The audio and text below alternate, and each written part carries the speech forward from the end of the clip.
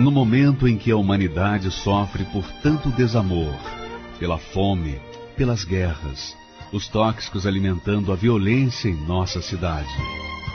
Esta emissora traz até você momentos de amor, paz e alegria, através de um programa feito com carinho para o seu coração.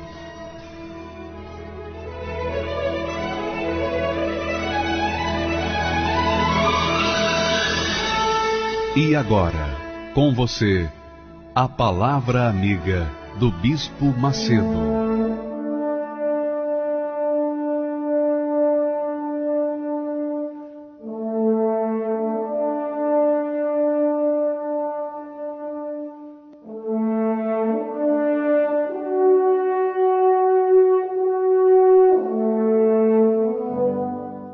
Graças a Deus que o Espírito Santo, o Espírito ressuscitador, o Espírito do Senhor Jesus, o Espírito que ressuscitou Jesus e ressuscita todos os que ouvem e obedecem a sua palavra, venha sobre você despertar a fé da obediência para que você tenha fé na conquista.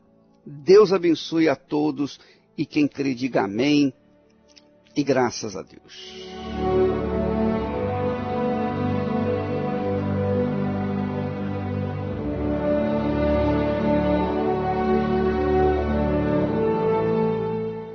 Muito bem, minha amiga, meu amigo ouvinte, nós, esta semana, estaremos falando sobre a lei dos dízimos e das ofertas, a lei das bênçãos, a lei das bênçãos pela obediência e a lei das maldições pela desobediência. Tudo depende da atitude de fé de cada um. Tudo depende da escolha de cada um.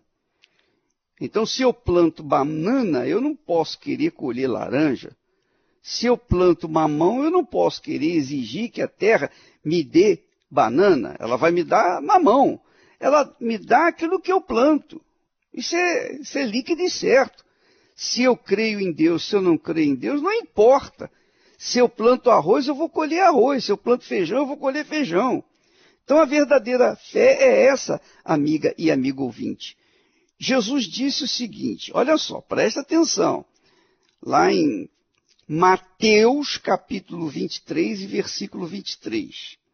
Diz assim, ai de vós, escribas e fariseus hipócritas, porque dais o dízimo da hortelã, o endro e do cominho, mas desprezais o mais importante da lei, o juízo, a misericórdia e a fé. Deveis, porém, fazer estas coisas e não omitir aquelas. Quer dizer, Jesus fala, olha, vocês devem seguir a lei, os preceitos mais importantes da lei, que são o juízo, a justiça, né? A misericórdia e a fé. Mas não deixais de fazer também, não deixais de omitir também aquelas outras coisas que é ser dizimista. Está aqui escrito. Jesus que falou. Veja se você entende, a não ser que você não compreenda isso. A não ser que você não saiba ler. Mas se você sabe ler, então você vai entender que o dízimo foi um mandamento claro, transparente do Senhor Jesus para os seus discípulos. Por quê, ô bispo? Por que o Senhor Jesus falou de dízimos? Por que ele fala de dízimos? Ele fala de dízimo, minha amiga e meu amigo ouvinte, porque o dízimo é o princípio do relacionamento com Deus. É o princípio do relacionamento com Deus. Quando você teve o seu encontro com Deus, quando você teve o seu encontro com Jesus, quando você foi batizado com o Espírito Santo, o que aconteceu? Você orava mais, não é verdade? Você lia mais a Bíblia. E a primeira coisa que você fazia quando se levantava é orar a Deus. Quando você ia dormir, você orava a Deus. Quando você sentava à mesa para comer, para almoçar, para tomar café, para jantar, você orava, agradecia a Deus. É ou não é? Então, quando você agradece a Deus pela comida, pelo pão nosso de cada dia, você está dizendo, ó meu Deus, eu reconheço que o Senhor é quem colocou o pão nosso de cada dia na minha mesa. Eu reconheço que o Senhor é que está me dando o dia de hoje. Eu reconheço que o Senhor me deu o dia de hoje. O Senhor está me dando pela manhã. À noite você fala, eu agradeço pelo dia que o Senhor me deu. Então, você honra a Deus, você reconhece o Senhor como o provedor seu, o supridor das suas necessidades. Ora, o dízimo nada mais é do que isso. Porque quando você é dizimista fiel, é óbvio que você está dizendo, ó Deus, meu Pai, o Senhor me deu 100, aqui estão os primeiros 10 que o Senhor me deu, do que o Senhor me deu, os primeiros. Porque não adianta você querer ser dizimista assim, olha, você gasta os primeiros 10% e depois você vem e dá 20, 30 ou até 90% restantes para Deus. Isso não justifica e ele não aceita como dízimo. Não aceita. Por quê? Porque você está dando o que sobrou. Ainda que o que sobrou seja mais do que o que você gastou para consigo. Então, primeiro, nós temos que tirar os dízimos, ou os primeiros frutos, as primícias. As primícias são de Deus. Então, quando pela manhã eu dobro os joelhos e falo, ó Deus, eu te agradeço, meu Pai, por esse dia que o Senhor está me dando. E eu quero entregar minha vida para que o Senhor venha gastá-la, venha usá-la, fazer dela de acordo com a tua vontade. Então, eu estou colocando a Deus à disposição, eu estou colocando a minha vida à disposição do Senhor, do Espírito Santo, para que Ele venha usá-la. Quer dizer, eu estou reconhecendo que o dia que o Senhor está me dando, é o Senhor que está me dando. Eu estou reconhecendo que a minha vida nesse dia é dele. Então, a oferta é outra coisa, mas o dízimo são os primeiros frutos, os primeiros 10%. Então, a gente nunca chega ao ponto de comer e depois falar, ó Deus, eu te agradeço por essa refeição. Não. Você agradece primeiro para depois comer. É ou não é?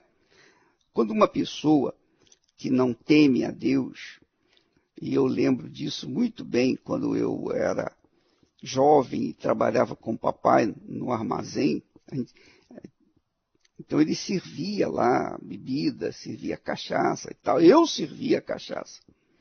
Aí ele chegava, falava, a pessoa, bota uma cachaça aí para mim. Aí eu falei, qual que o senhor quer? A que matou o guarda ou uma praianinha ou alguma coisa assim? Ele falava assim, não, bota aí a que matou o guarda. Então eu pegava aquela cachaça mais forte, colocava no copo. Sabe o que ele fazia? Antes dele beber, ele jogava um pouquinho para o santo. Jogava para o santo. Então, as pessoas que não temem a Deus, mas temem o santo, ou os santos, dão um pouquinho para o santo antes de beber a cachaça. Essa é a realidade. Mas os filhos de Deus, ou os que se dizem filhos de Deus, não levam em consideração a palavra do Pai, que disse, trazei todos os dízimos à casa do tesouro. Jesus confirma isso em Mateus capítulo 23 e versículo 23. Jesus fala com os escribas e fariseus hipócritas. E ele fala forte. Ele diz assim, ai de vós, escribas e fariseus hipócritas, porque dizimais a hortelã, o endro e o cominho. Quer dizer, tirais o dízimo do pouco, daquilo que é simples, a hortelã, o endro e do cominho. Quer dizer, não dizimais o ouro, não dizimais a uva, não dizimais as frutas, as outras coisas mais preciosas. Mas, mesmo assim, vocês têm dizimado, quer dizer, tirado os primeiros frutos da hortelã, do endro e do cominho. Mas também vocês têm desprezado as coisas mais importantes da lei, que são a justiça, a misericórdia e a fé. Devis, porém, fazer estas coisas, quer dizer, observar os preceitos mais importantes da lei, que são o juízo, a misericórdia e a fé, sem omitir aquelas, quer dizer, sem deixar de dizimar a hortelã, o endro e o cominho. Quer dizer, Jesus é quem fala sobre os dízimos. E há crentes que dizem assim, não, o dízimo era na época da lei. Olha aqui, Jesus está falando aqui. Ele está falando, observai a lei, os preceitos mais importantes da lei, o juízo, a misericórdia e a fé. Então, minha amiga e meu amigo ouvinte, se você quer ser abençoado, se você quer tirar os benefícios que você tem direito da sua fé no Senhor Jesus, você tem que observar, você tem que atender, você tem que obedecer a palavra de Deus. Então, quando eu falo sobre dízimos e ofertas, eu estou falando de salvação. Eu estou me referindo ao relacionamento mais importante, que começa com Deus. Começa com os dízimos. Porque eu lembro que eu só comecei a ser dizimista depois que eu firmei um pacto com Deus. Antes não.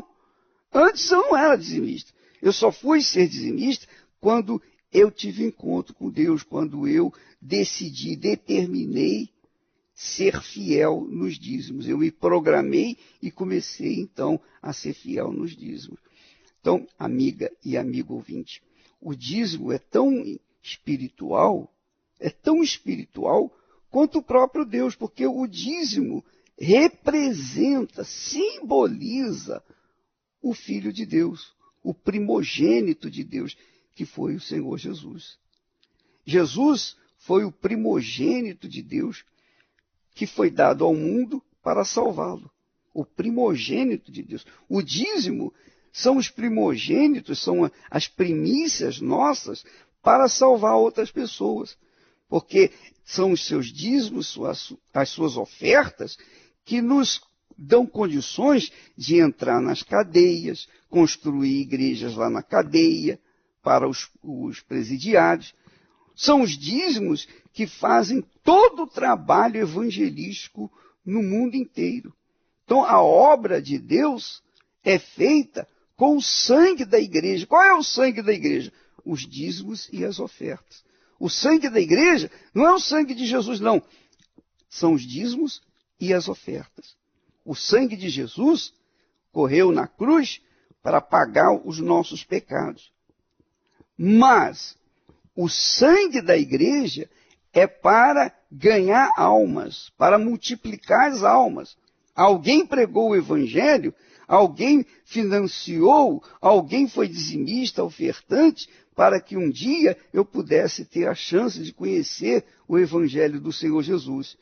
Alguém está sustentando, por exemplo, essa programação de rádio, para eu chegar até você e trazer uma mensagem de fé, de estímulo, de promoção da fé no Senhor Jesus. Ora, minha amiga, meu amigo ouvinte, isso tudo é pago. Você pensa o quê? Você pensa que cai do céu o dinheiro? A oferta cai do céu? Não. A oferta vem dos dizimistas e também dos ofertantes, do povo de Deus. Assim como o filho de santo, antes de beber a sua talagada de cachaça, ele joga um pouquinho para o santo, a primeira parte da cachaça ele dá para o santo. Também os filhos de Deus honram a Deus com os seus dízimos e com as suas ofertas. Abraão foi dizimista. Antes da lei de Moisés, antes da lei mosaica, antes de Moisés ditar a lei, falar, organizar a lei dos dízimos e das ofertas, Abraão já era ofertante, já era dizimista. Quer dizer, a lei do dízimo e das ofertas já funciona antes da lei que Deus deu a Moisés lá no Monte Sinai. E Jesus fala aqui, em Mateus capítulo 23 e versículo 23, que nós devemos seguir o juízo, a misericórdia e a fé, porém, não devemos omitir os dízimos, mesmo que seja da hortelã, do endro e do cominho. Aprenda isso, minha amiga, meu amigo ouvinte. Então, quando um crente fanático, ou quando um crente endemoniado, ou quando um crente incrédulo falar para você que o dízimo só era da época da lei, você mostra esse versículo, Mateus capítulo 23 e versículo 23. Capítulo 23 e versículo 23 de Mateus, onde Jesus fala com os fariseus, com os escribas e fariseus hipócritas. Eles davam o dízimo da hortelã, do endro e do cominho, mas desprezavam o mais importante da lei, que é a justiça, a misericórdia e a fé. Eles deveriam, porém, fazer estas coisas, quer dizer, deveriam dar importância à lei, à justiça, à misericórdia e à fé, deveriam dar mais importância aos preceitos da lei, que são a justiça, a misericórdia e a fé, sem omitir, quer dizer, sem deixar de continuar fiéis nos dízimos da hortelã, do endro e do cominho. Esse é o ensinamento de Jesus. Agora, se você não quiser obedecer, o problema é seu, é você e Deus. Agora, você também não pode cobrar de Deus, você não pode, de forma nenhuma, cobrar de Deus o cumprimento da sua palavra, das suas promessas, sem que você cumpra a obediência à palavra dele. Então, minha amiga, toma lá da cá.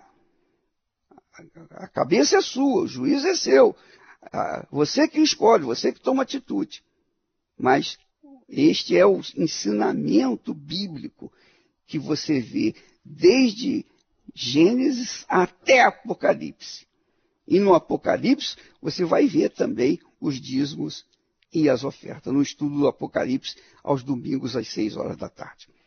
Graças a Deus.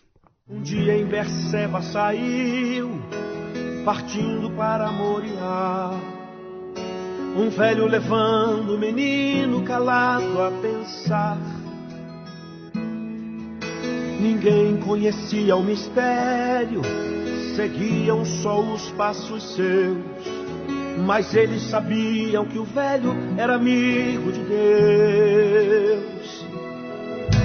O dia caía e então paravam para descansar, e na madrugada seguinte voltavam a andar. O velho Abraão, sem temer, sabendo que Deus grande é, seguia ao encontro de Deus para provar sua fé. 3 dias passaram e então ali conseguiram chegar no certo lugar onde a fé ele iria provar. Os servos ficaram e assim, levando o menino ele foi, deixando a certeza que os dois voltariam depois. Isaque seguia na frente, formoso até no caminhar. Quem sabe Abraão nessa hora começou a chorar.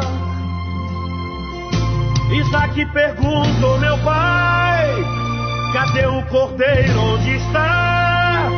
Meu filho cordeiro, para si Deus proverá. Proverá.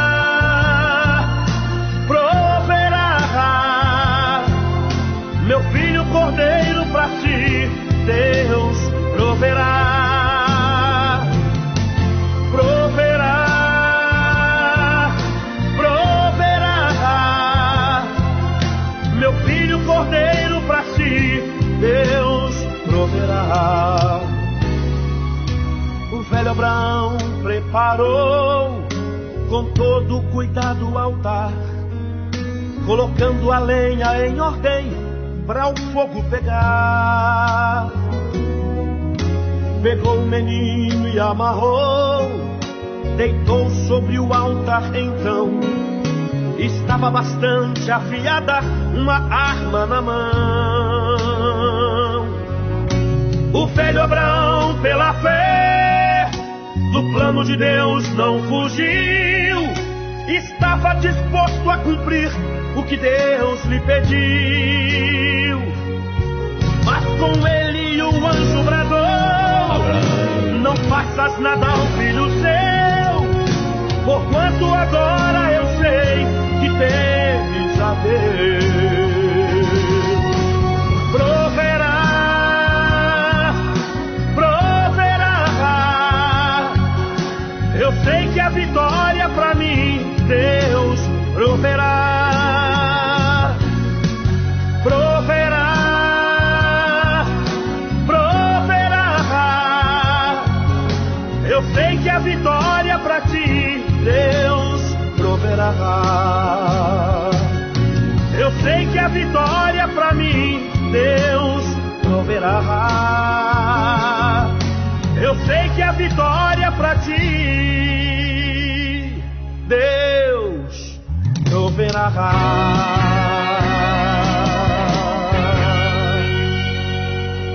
Graças a Deus. Pois é, minha amiga, meu amigo ouvinte, eu tenho ouvido muitas pessoas que chegam para mim através da internet, na igreja e tal, nas reuniões. Elas dizem assim: bispo, faz oração para mim, pede a Deus por isso para mim. Ó, bispo, eu peço pelo meu filho, eu peço pela minha mãe, pelo meu irmão, eu peço por fulano, Beltrano, pelo meu marido. Ó, meu marido quer me abandonar, meu marido saiu de casa e tal. As pessoas estão cheias de problemas, repletas de problemas. Elas querem a solução com Deus, elas querem respostas, elas querem que Deus venha atender às suas necessidades. Só que elas não estão aí nem o mínimo para obedecer a palavra de Deus. Não é só no sentido de ser dizimista ou ofertante, nada disso. Mas também serem dizimistas e ofertantes, porque o relacionamento nosso com Deus começa com o senhorio, quando nós fazemos de Jesus o nosso Senhor. Quando eu faço de Jesus o meu Senhor, eu estou abdicando, eu estou renunciando o senhorio de mim mesmo para comigo. Eu estou deixando de ser senhor do meu nariz para ser servo do Senhor Jesus. Ora, se eu sou servo, tudo que eu faço, tudo que eu produzo, tudo que eu conquisto, tudo, vem da mão de Deus. Ele me dá força, me dá sabedoria, me dá inteligência, me dá condições para produzir, para tirar dessa terra que Ele também me deu, o melhor fruto. Para tirar dessa terra o que a terra tem para me oferecer. Então eu tenho que reconhecê-lo como Senhor da minha vida. Ó, meu Senhor, o Senhor me fez conquistar isso, aquilo e aquilo outro. Ora, então eu tenho por obrigação de agradecê-lo com as primícias, que significam a honra, o respeito, a reverência que eu tenho para com ele. Ora, quando eu faço a minha parte, então eu tenho o direito de cobrar de Deus o que Ele prometeu. Eu só tenho o direito de cobrar dele o cumprimento das suas promessas quando eu obedeço às suas palavras, quando eu obedeço os seus mandamentos. Ora, isso é claro. Veja o que ele diz. Ele diz assim: olha, se vocês perdoarem aos vossos ofensores, aos seus ofensores, também vosso Pai Celestial vos perdoará. Porém, se vocês não perdoarem os seus ofensores, tampouco o Pai Celestial não vai lhes perdoar. É toma lá da cá. Jesus disse, dai e dar-se-vos-á. Quer dizer, se você perdoa, você será perdoado. Se você não julga, você não será julgado. Mas se você julga, você vai ser julgado. Se você condena, você será condenado. Se você não perdoa, você também não vai ser perdoado. Então é assim, minha amiga, é uma troca. É uma troca. Você faz a sua parte, Deus faz a dele. Se você não faz a sua parte, então você vai ter o troco. Deus também não vai fazer a parte dele. Essa é a realidade. Não pense que Deus vai abençoar a sua vida, independentemente de você ser rebelde, de você ser malcriado, de você desobedecer a palavra dele. Nada disso, poxa. Qual é o pai que vai abençoar um filho se esse filho é rebelde? Não tem condição. Quando o filho pródigo achou por bem sair de casa, ele sabia, eu vou deixar de ser considerado seu filho, eu vou abdicar da minha vontade, dos meus direitos, da minha herança, eu vou logo sair de casa. Então ele saiu de casa, pegou a parte dele, me dá a parte que me cabe, e foi embora para a rua, foi embora pelo mundo. Então o pai, chorando, gemendo, triste, não pôde fazer nada, porque o filho era de maior de idade. Ele não pôde fazer nada, ele perdeu. Agora a sua parte é toda do seu irmão. Quer dizer, quando o rapaz voltou para casa e pediu ao pai, trata-me como um dos teus empregados, nem preciso ser como filho, aí o que aconteceu? Ele voltou à condição de filho. Quando ele começou a se submeter, a honrar o seu pai, a considerá-lo. Então você que está me ouvindo aí agora, você quer respostas, você quer a bênção, você quer a solução dos seus problemas, você quer que Deus abençoe o seu casamento, você quer que Deus abençoe o seu noivado, você quer que Deus faça isso, que Deus faça aquilo, que Deus faça aquilo outro, não é verdade? Pois bem, mas Deus também quer que você faça aquilo que Ele manda. Ora bola, está lá, toma lá, dá cá. Você quer a bênção? Também, tá legal, eu te dou a bênção, mas primeiro você tem que obedecer, você tem que me honrar, você tem que me considerar como Senhor da sua vida. Você tem que fazer de mim o seu Senhor e Salvador. Não apenas Salvador, mas também Senhor, quer dizer, dono do seu nariz, dono da sua vida. Agora, cada um tem tem um livre direito de escolher, de obedecer ou não a palavra de Deus. Se você obedecer, então você pode ter certeza, você passa a ter direito àquilo que Ele prometeu. Se você não obedecer, leia lá Deuteronômio capítulo 28, tem lá as bênçãos decorrentes da obediência e as maldições decorrentes da desobediência. Tudo depende de você, você que vai abençoar ou amaldiçoar a sua própria vida. Vamos ouvir testemunhos agora de pessoas que têm sido honradas por Deus porque elas honraram a Deus com as primícias. As primícias, não é dízimos simplesmente, não é chegar em 10% e colocar qualquer 10% no altar, não. Tem que ser os primeiros 10%, porque os outros não servem, não prestam. Só vale os primeiros 10%. Olha só o que aconteceu na vida dessas pessoas. Meu nome é Maria. Antes de chegar na Igreja Universal, eu tinha uma vida muito sofrida. Eu cheguei a perder o meu marido, ainda muito nova. Fiquei sem condições financeiras, com um filho pequeno para cuidar. Não tinha condições de pagar aluguel, porque eu estava desempregada. Aí eu fui morar de favor, que não tinha como pagar aluguel, não tinha onde morar, eu fui morar de favor com meu filho pequeno. Passei muita necessidade, não tinha condições financeiras de estar sustentando ele. Mas através de um convite da minha irmã, que eu cheguei na Igreja Universal, com essa vida destruída, pedi o chão dos meus pés. Mas através desse convite, a minha vida começou a mudar. Comecei a assistir às reuniões, a fazer as correntes, a ouvir a palavra de Deus, e eu comecei a investir no sagrado. E através dessa obediência, a minha vida foi mudada. Eu comecei a ouvir, comecei a praticar, a ser fiel a Ele. E através dessa obediência, através da fidelidade, a minha vida foi restaurada. A minha família foi transformada. Para quem morava de favor, eu conquistei minha casa própria. Eu conquistei o meu carro. Hoje eu tenho uma família abençoada. E através dessa obediência, de eu investir no sagrado, recentemente eu conquistei a minha loja. E tudo aquilo que eu tenho ouvido, tenho aprendido, que vem do altar, que vem da obediência do sagrado, a minha vida foi transformada.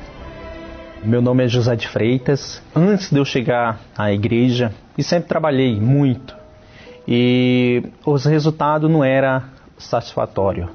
Ou seja, conquistava até mesmo, mas não estabelecia, né? Então vinha uma frustração, que era a perda, né? Então eu tinha que começar tudo de novo. E cada vez uma decepção maior do que a outra. Eu chegando na igreja, a direção foi passada para mim. E ali eu comecei a obedecer, colocando em prática, investindo no sagrado. As coisas foi fluindo, foi caminhando, foi melhorando, foi mudando, né? Pouco a pouco, não no passo de mágica do dia para a noite. Eu peguei um imóvel e resolvi investir numa panificadora. Só que chegou um momento que eu achei que aquilo ali era automático. E não precisava mais de eu ser totalmente, de tudo que passasse, eu chegar e continuar investindo no sagrado. Então eu deixei de investir no sagrado. E não foi bom. As consequências foram as piores. O que eu estava caminhando, que ali estava dando certo, passou já não dar certo. Ou seja, começou a dar errado. Foi onde que faliu a panificadora, veio a zero, veio adquirir a dívida, né? Ou seja, o imóvel que eu tinha pegado, o valor que tinha investido todo no negócio, deu em nada. Eu parei um momento e pensei, peraí, por que deu errado? Estava dando certo, por que deu errado? E veio automaticamente. Eu tinha deixado de ser fiel no sagrado, eu tinha tocado no sagrado. E com isso, teve essas consequências. Eu voltei a me consertar, a pegar firme, a ser fiel no sagrado. E colocando em prática a fidelidade com todo temor, ou seja, na direção correta, nunca mais deixei de ser fiel no sagrado. E hoje é uma transformação por completa. Ou seja, para quem não tinha recurso nenhum, hoje eu atuo no Brasil todo e até estamos expandindo para o exterior.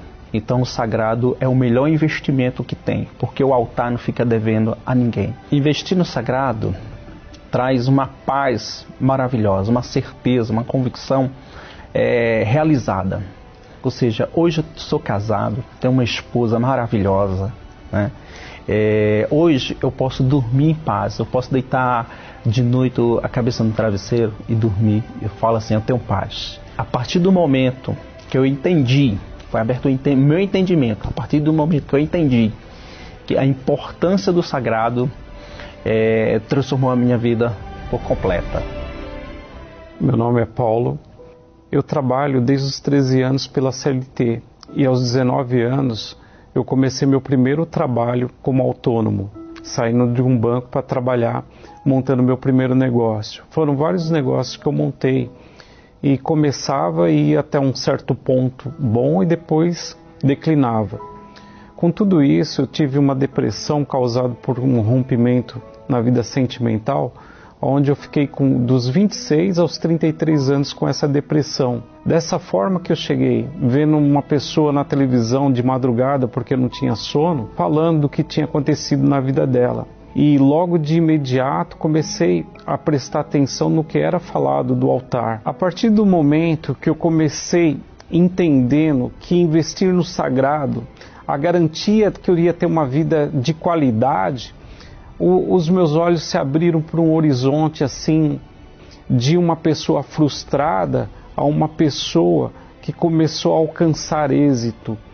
Comecei um negócio pequeno, eu trabalhava com marcenaria e ela foi tomando proporções grandes. Esse investimento no sagrado para mim foi um marco na minha vida, porque é de Deus, está na Bíblia, e enquanto eu entrego a esse Deus a minha primícia, o meu melhor, Ele está me fazendo enxergar coisas que eu não enxergava antes.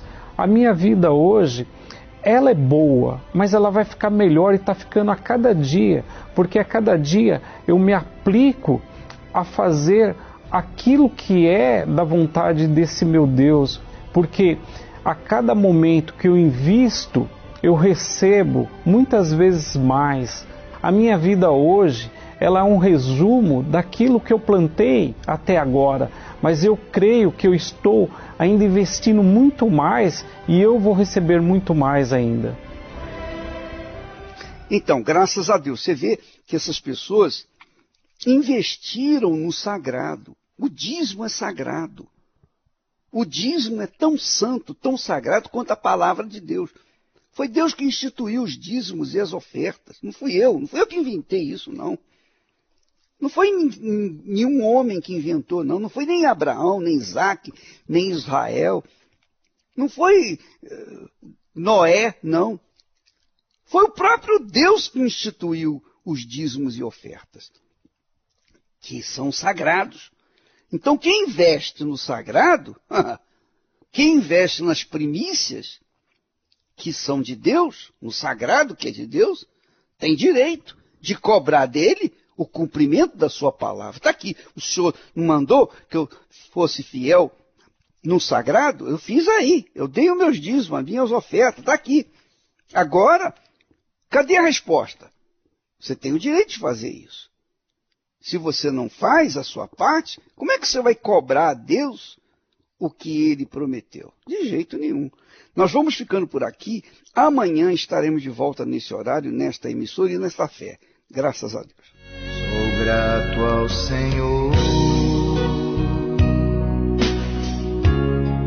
por todas as provações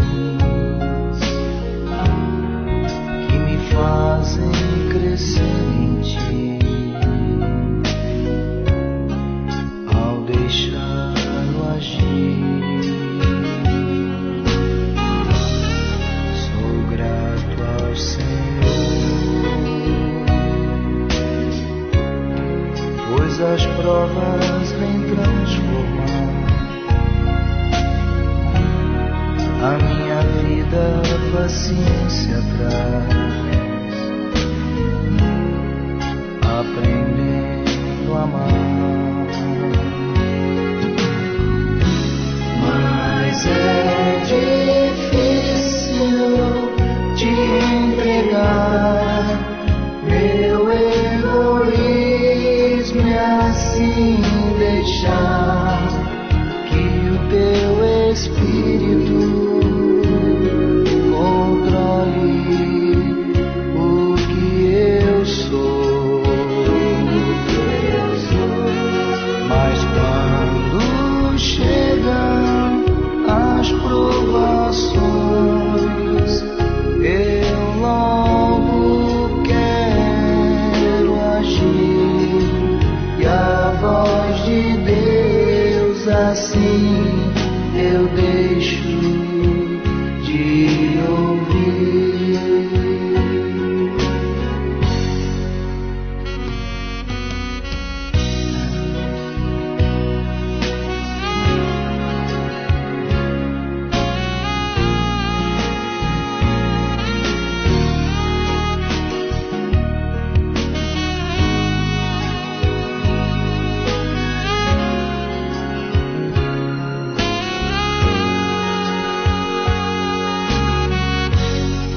Sou grato ao Senhor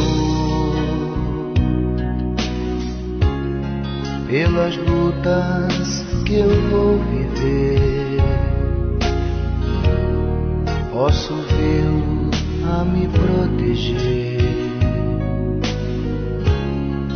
e me desviando do mal, pois prometeste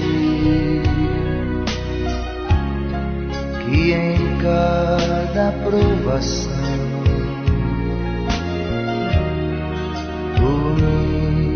sustentarias com a tua mão. Mas é difícil te entregar meu egoísmo e assim deixar que o teu Espírito controle o que eu sou. Mas quando chegam as provações, eu logo quero agir, e a voz de Deus assim